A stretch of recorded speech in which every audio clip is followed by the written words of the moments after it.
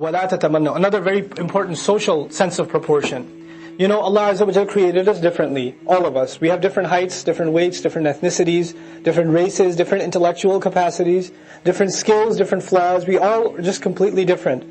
And most psychological problems people have, like depression, sadness, aggression, things like that, they come from them comparing themselves to others. Why couldn't I be taller?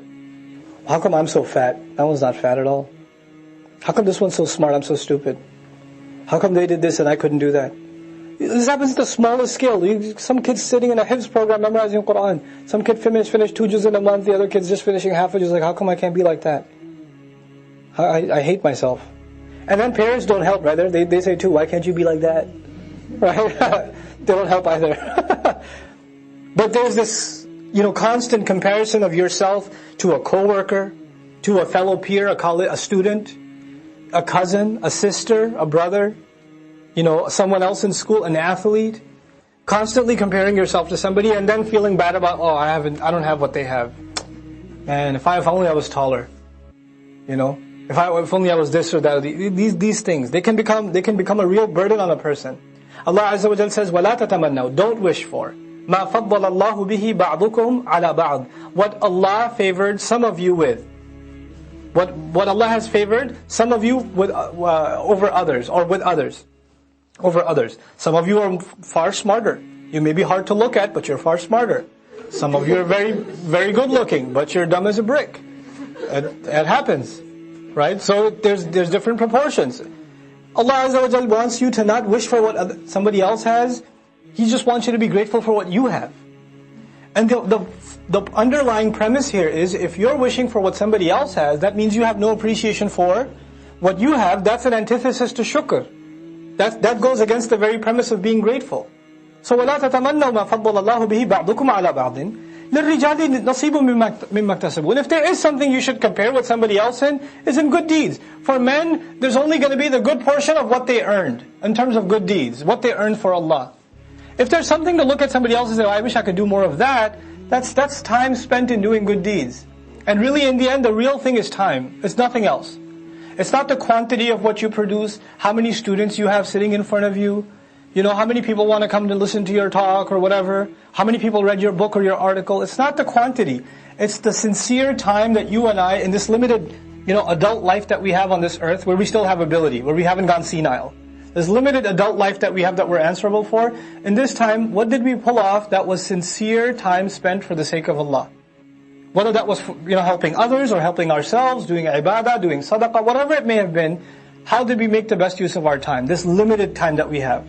That's all the competition really is in. So, لِلرِّجَالِ نَصِيبٌ مِمَّا اكْتَسَبُوا وَلِلنِّسَاءِ نَصِيبٌ مِمَّا اكْتَسَبْنَا. And for women also, they'll have their portion in whatever they earned. A lot of times girls say, why did I have to be born a girl? I can't do this, I can't do that. My brother gets to do everything, I don't get to do anything. Now, how come this and how? And then Allah has placed, different roles and different responsibilities inside the household. The husband has a certain role and a certain responsibility.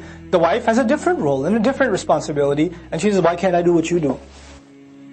And she's just, and that thought eats away at her. It just eats away at her. And this jealousy and this anger builds, this aggression builds, against the husband, because he gets to do some things that I'm not able to do. I want to do that too. Right? All because one is not content with where they are. I'm not talking about abuse of a husband and neglect of a husband, but I'm talking about things that men are supposed to be doing, women are supposed to be doing, etc. Sometimes, and in this society especially, because we're constantly fed, I can do anything, you can do better, I can do everything better than you, right? We're fed that all the time. So what happens? A woman becomes a mother, a young woman becomes a mother. She's going to feed the child, she's going to take care of the child, she's going to take work leave, or maybe even quit her job, or discontinue school. And her husband's still going to work, and she says, I want to go to work. Why can't I do that? Why don't you stay home and take care of the baby? I'll go to work. And that's fine. You can come to a compromise. That's a personal situation. But if the thought is, I'm stuck with this. Why am I this way? How come it's not somebody else's problem? Why is it my problem? This is a problem of wishing for what someone else has been given, and not appreciating the blessing you are enjoying yourself. Right? So وَلَا تَتَمَنَّوْا مَا فَضَّلَ اللَّهُ بِهِ بَعْضُكُمْ عَلَى بَعْضٍ لِلرِّجَالِ نَصِيبٌ مِمَّا اكْتَسَبُوا وَلِلنِّسَاءِ نَصِيبٌ مِمَّا اكْتَسَبْنَا. This is the ayah of jealousy. Really, it's the eye of jealousy and vying. I hate my brother. My parents always favor him. He always gets away with everything. They never yell at him. They even pay for his tuition. They told me I have to work. They told me I'm not good enough. But they're always patting him on the back. I can't stand him. No. It doesn't matter if your parents love him more. First of all, it's mostly in your head anyway. Right? But even, no, it's not. I'm telling you, they hate him. Even if it's not the case, there's nothing for you to vie for. Because you're not here to earn favor from parents. You're here to earn favor from Allah Azza wa Jal. You no longer vie. You just, who's doing more good deeds? That's it. I'm working with what I got. So everybody else is working with what they have. And by the way, if you've been given more, you're answerable for more. If you're more intelligent, more capable, smarter, things come easier to you, that means that you could have done more with your life and you didn't, then you're more answerable. Because these proportions, Allah Azza wa Jalla said, He knows what He made us capable of. Like, I always give the example, if somebody only has $100, and they give $1 in donation. Somebody has $100 million, and they also give $1 in donation. At the end of the day, they both reported $1 in donation. But with Allah, is that dollar the same? Whose dollar counts for more? And whose dollar is actually a crime? Right? What is this? What are you doing?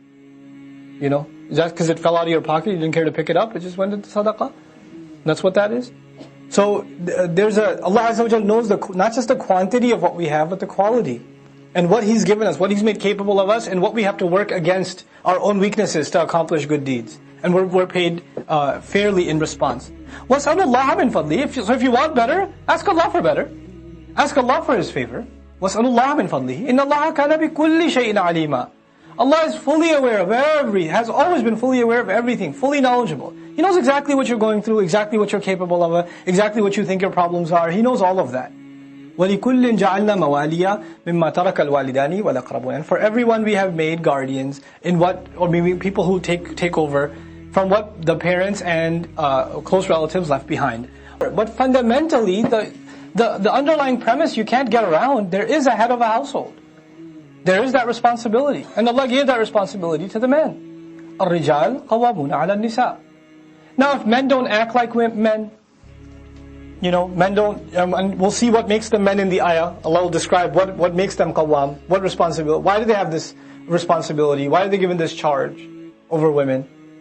If they don't act like that, then that's a different situation, Allah knows. Maybe talk to a counselor, figure that one out. But this is the ideal situation, how a household is supposed to be. How difficult decisions, difficult sometimes financial decisions, difficult career decisions, difficult family decisions, they have to be made. After shura, in the end, you have to go with one. You can't go with two. Because if there's constant pull, nothing will get done in the household. Nothing can get accomplished in the household. And at the end of the day, the wife has to understand, at the end of the day, just like the husband has to understand, I don't have absolute authority, the wife has to understand, he does have some authority. And I do have to respect that at the end of the day. Otherwise the household can't function. Because, especially in our times, everybody's opinion, it's not that women are opinionated, everybody's super opinionated.